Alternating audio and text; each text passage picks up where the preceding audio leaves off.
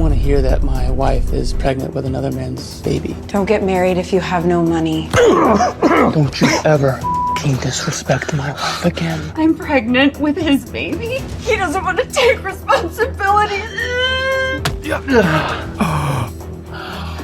Your sister called me last night to meet her at a hotel to talk. She drugs my drink, and I wake up and I call you.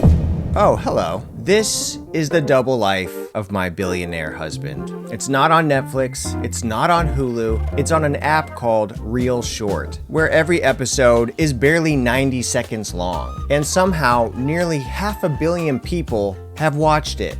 500 million! So what is ReelShort? It's the home of the microdrama. Basically, imagine Netflix decided every show should be a TikTok, and instead of giving you a satisfying plot, it gives you cliffhangers every other minute. Here's a taste of their masterpiece library. I had a baby without you. Ruthless mafia daddy. Boss, your wife's a whole detective, carrying his triplets, becoming his wifey. The mafia boss happens to be my sex partner. Money, robots, and happy 4th of July. Accidental surrogate for Alpha. In love with the Alpha. The cursed Alpha's mate. The cursed Alpha's mute bride. My hockey Alpha. Fated to my forbidden Alpha. Fated to my homeless billionaire Alpha. Leaving my Alpha in ice cold regret. And big bad husband, please wake up. But none of these gems are ReelShort's biggest hit. That crown jewel goes to the double life of my billionaire husband.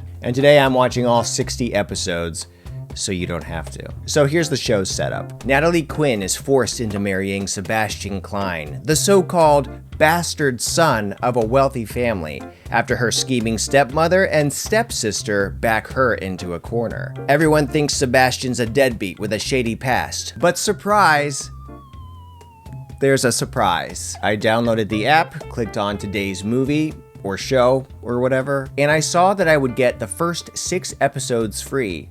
Seems decent enough, but then I remembered, that's just around 6 minutes in total. This movie is 1 hour and 9 minutes when it's played all the way through. You see, you have to buy digital coins to unlock episodes, and that can add up fast. It's 60 coins per episode. That adds up to about $50 for this silly 1 hour movie, once you subtract the first 6 free episodes. That's a lot of disappointing math. I wouldn't pay $50 for a month of HBO Max, where I would get tons of great movies and TV shows that I could watch to my heart's content. You think I'm gonna shell out $50 for this glorified shorthand soap opera? Well, it turns out someone posted this movie on YouTube, so I'll just be reviewing it through that. Fair use, fair use, fair use. It's expertly designed to keep you swiping, and boy do they keep you swiming. What? And boy, do they keep you swiping. This is a booming business. We'll get into how much money this new format is making later. It's a lot. All of this raises the obvious question. What exactly happens in this movie that compels 500 million people to watch it? Let's dive in. But first, I'm Scotty Dunn. I cover pop culture deep dives and the internet's weirdest trends. If you're new here, stick around, hit subscribe, and let's get right back into the video. Episode 1 starts off with an intriguing question. Hey, Dad, can I borrow $50,000? So much pipe is laid in the first 1 minute and 40-second episode. Mom needs kidney dialysis and we really don't have any money. How shameless. Her dad is rich and in a marriage with an over-the-top, constipated meanie of a mom. Maybe we can let her borrow the money. I mean, it's her mother that's sick. You're still thinking about your ex-wife? No. And we find out that the main character's stepsister wants her to marry a guy so she doesn't have to? We'll give you the money. What? If you marry Sebastian Klein in my place. Wait, what? Whatever happened to just not marrying someone? My daughter is so smart. That's a good idea. We also find out about this unwanted suitor's personality traits. He's a dirtbag and a good-for-nothing loser. You know the saying, there's nothing new under the sun? Well, that's true, and the makers of this movie know that. So they've removed all the filler, all the nuance, all the grace from this story. It's all gone. Episode 2 starts in a jail cell where Sebastian Klein is being let out for driving recklessly. So he walks out of there and meets up with his manservant, Just another day in the office, really. I guess being in jail was an alibi. Doesn't matter. The Quinns have agreed to marry their daughter to you. Interesting. They kept their end of the bargain. This covert moment is really something else. They keep their end of the bargain, and that's when we move in. Why did he whisper that? No one else is around. And what he said wouldn't have mattered to anyone hearing it anyway. They keep their end of the bargain, and that's when we move in. Hey, you hear that, Mark? That's when that bastard's gonna move in. I love how he's so rich, he doesn't have to drive his own BMW. One day, I want to hire a guy to drive me around in my Honda CR-V when I get out of jail. In episode 3, 3 weeks later, it's already the wedding day. I didn't know Americans had arranged marriages in this day and age. Just to be sure, as long as I do this, you'll give me the money, right? Yes, Natalie, just get the wedding over with and we'll give you the money, okay? Man, that stepmom is a bitch. I can't believe they're marrying their daughter off to Sebastian Klein. The Klein family is powerful, but Sebastian's a bastard and outcast. I heard that he hangs out with thugs all day. So they only invited 2 guests to the wedding? And all they do is trash talk? I heard that he hangs out with thugs all day. Oh, I also heard he's ugly as f***. I guess when there's free champagne, anyone will show up. That is an amazing shimmy into frame right there. I'm sorry I'm late. I'm your groom, Sebastian Klein. I can't believe that was a whole episode. That one clocked in at 1 minute and 22 seconds. Episode 4. Finally, the moment we've been waiting 3 minutes for. They finally get married. And of the Son, and of the Holy Spirit. I now pronounce you... Why did the priest kiss the Bible? Husband and wife. Listen to that applause. There weren't enough people at the wedding to make applause that sounds that big. By episode 5, the newlyweds move into their home. It looks like an apartment, but it's supposed to be a house. I mean, this is your house. This is how they save so much money when they're making micro dramas. And the aspect ratio helps us not question anything as well. Because we can't see most of the frame anyway, so it could be anything over there. Sebastian only has one rule for the bride. I don't want to hear that my wife is pregnant with another man's baby while we're married. Then Natalie moves to her designated room. Oh, that's nice. They decided not to have squeaks. That's right, I said squeaks. Trying to avoid the word sex because who knows who's watching this video. Maybe people who don't have sex. I don't know. These cliffhangers, though, are unlike anything I've ever seen. Episode 6. Okay, wait, it is supposed to be an apartment, I guess. Whatever. This is the poorest rich person meal I've ever seen. So Natalie has to go return her wedding dress. She only bought it to wear on the wedding day, and now she's gonna get her money back. I like her. She's frugal, she's smart, manservant is over. We don't bother seeing him come in the door or learn anything about his personality. This is a micro drama. We don't see any of that wasteful stuff here. Episode 7. So Natalie is returning her wedding dress and shoes, and she's dealing with this over-the-top retail woman. Then out of nowhere, Sebastian shows up and starts flaunting his wealth. Sweetheart, why don't you try that pair? Those are red bottoms, limited edition. It's $7,000. We'll take it. Honestly, this was a decent cliffhanger. I wanted to find out what else he would buy. So now it's episode 8. Sebastian and Natalie are trying on shoes. Well, Natalie is. Sebastian is busy not being busy at all for a rich guy. So look, I'm starting to see how this kind of media can be so addicting. It's like taking your favorite scene from a movie and only giving you half. It's diabolical, but effective. Are you just gonna stand there? Help my wife put on the shoe. Sebastian makes the rude sales lady put the $7,000 shoe on Natalie. I'm actually pretty surprised how much time the lady takes putting on the shoe. It's very unusual for a micro drama to spend that much time on anything. At this point, I lost track of the episode numbers, okay? But just know that they're shorter than the time it takes to fart on a leaf. Yeah, okay?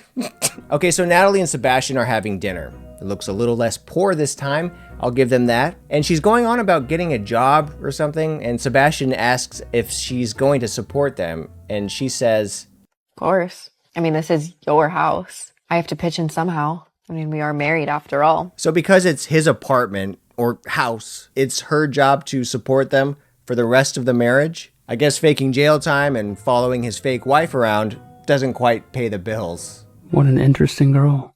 Wait, there's narration now? You don't just throw in narration willy-nilly, okay? What an interesting guy. I like that Akira poster. There's a confrontation with the evil stepsister and stepmom. They aren't holding up their end of the bargain and handing over the money for Natalie's mom's medical bills. This disagreement ends in a slap. This is the kind of drama that keeps you swiping for more. They sure do remind us that Sebastian is the bastard son of his family a lot. She can be the one who marries Sebastian Decline. Sebastian's a bastard, an outcast. How does it feel to be marrying a bastard child? I'm a bastard child. I didn't mean it like that. Being a bastard son of the Klein family. How can a show with episodes this short think we're gonna forget that fact? Sebastian Decline. We don't have the time to forget something that's been repeated 10 times at least. Things start getting good when Natalie tries to sell her $7,000 shoes at a pawn shop. The shop owner tries to give her a measly $2,000. Meanwhile, Sebastian and his manservant are spying on the whole thing. Sebastian has so much time on his hands. He really is a bastard. Bastard son of the Klein family. An illegitimate bastard. I bought her the shoes. She can do whatever she wants with them. She must really need money. Why hasn't she asked me for help? And a sentient narration pops in out of nowhere again. But then Natalie remembers the good times she's had with Sebastian at the shoe store and decides she doesn't want to sell her shoes after all. The shop owner kicks her out of there like the mustachioed villain he is. Get the out of my store. You missed a button there. Now is where the danger comes in. Two thugs pop in to rob Natalie. You take that and go. I'm having my fun with it. I'm sure he's just talking about an intense game of chess here. Help! Somebody help! Don't worry. Sebastian comes in there like a bat out of hell and beats the ever-living. Oh, okay, they cut to black there. Well, who has time for a full fight scene anyway? Imagine what would have happened if this were a traditional show. It would have been intense.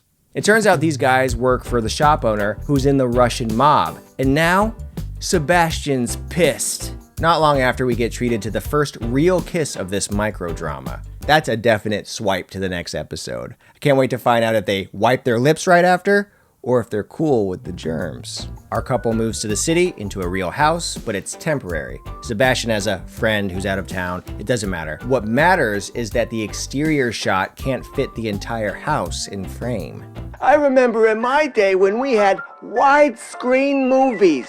Oh yeah, we could see the whole house in those days. Off. Anyway, Natalie finds out that her mother's medical bills have been paid off. She thinks it's her dad who paid it at first. He's pretty clear about that though. Whoa, no, I swear I didn't pay the bills. Oh yeah, I guess I should tell you that this company Natalie wants to work for, BM Enterprises, is run by a guy named Bash Myers. I mean, yeah, Bash Myers might be there. But we don't know who Bash Myers is. Anyone want to guess? Bash Myers. What's the fakest name you can think of off the top of your head? Hurry, we got 7 movies to make this week. So Natalie gets hired. There's a scene early on, well, half a scene, which we all know equals an entire episode. Okay? There was an episode earlier where Natalie gets rejected for a job at BM Enterprises, but her friend / job finder informs her that she's magically been hired there anyway. Meanwhile, Sebastian is beating the Russian crap out of this crappy Russian guy. He's being all badass and blowing smoke in his face. I have powerful friends. You're messing with the wrong dude. You lost your accent there. You're messing with the wrong dude. Dude.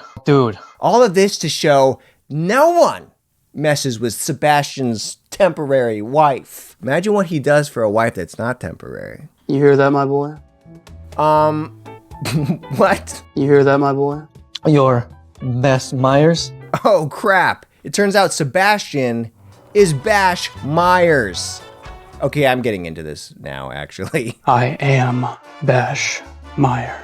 I wonder how other people felt about this movie when they watched it. 1 out of 10. You would end up paying $250 plus to watch this series. $250? Why? Why take advantage of people like this? Great plot, but scammy. So I opted for the extortionate offer of buying coins and fell for the offer of a bonus 2,500 coins if I bought 2,500 coins. Well, it took so many coins to finish watching that I worked it out that I paid nearly $13 for less than an hour's worth of show. What a waste of time and money. Anyway, people feel very scammed. Okay, let's get back to it. So now Natalie is working at BM Enterprises. She has to put up with her crappy ex-college acquaintances who also work there. This lady here comes in hot real quick. She holds no punches. Oh, hey, Serena. I don't know whose you had to get this job. We have a strict company policy. At this point, Natalie's stepsister starts spying on her. This actress does some amazing overacting in this movie. She's having the most fun in the whole cast, I'll tell you that. Look, there's some nifty stuff going on in this part of the movie. Basically, the arch nemesis girl from work tries to get Natalie fired by having her give the manservant, who's posing as the boss of this place, while Bash Myers, overlooks everything in secret. Anyway, she tells Natalie to give him a hazelnut coffee, which he's deathly allergic to. Well, all of this comes to light, and this biddy gets fired. Justice is served piping hot with hazelnut. This part was satisfying. Kind of makes you understand why people would pay $50 to watch it. But only kind of, and not really at all. Isn't that Sebastian Klein? What the hell is he doing here? There's that freaking random narration again. Look at her physicality in this scene. We can tell a lot about her character by the way that she squats. Look, spoiler alert, okay? Natalie and Bash Myers end up getting married. For real this time. But not before having a falling out. You know the drill, it gets resolved in like 15 seconds, but it's a resolution nonetheless. This guy right here represents the audience watching this movie. He's aware of the cliche-ridden nature of this thing that we're watching, and he basically tells the characters to their face what he thinks of it all. Y'all people really need to stop doing this dramatic romantic shit. Do you know how cliche this is? Natalie's stepmom and sister and dad all get what's coming to them, and she and Bash live happily ever after. So recently I saw an interview with one of the most prominent directors of microdramas right now. It's a director named Danny Farber. He was on the Colin and Samir show recently. He's made hundreds of episodes of these microdramas. And even though the budgets are small, around $200,000 per movie, some of these projects make over $30 million in revenue. We're talking per movie. And in China alone, it generated about $6.9 billion in 2024. And it's projected to reach over $14 billion by 2028. Holy crap. China's swiping their ass with $100 bills. So, is this the future of movies? At first, I wanted to dismiss this format. But you know what? There's potential here. Aren't we all tired of everything being a glorified 10-hour movie these days? This microdrama format does eliminate all the waste. And if the storytelling gets better over time, this new format might just stick around and evolve into something pretty freaking cool one day. If you enjoyed this video, marry the like button. You can also get access to more exclusive content by going over to my Patreon at patreon.com/Dunniverse. Or you can hit the join button right here to become a member directly on YouTube. You'll get loads of videos not available anywhere else, and you'll get your name in the credits. And as always, see you next time.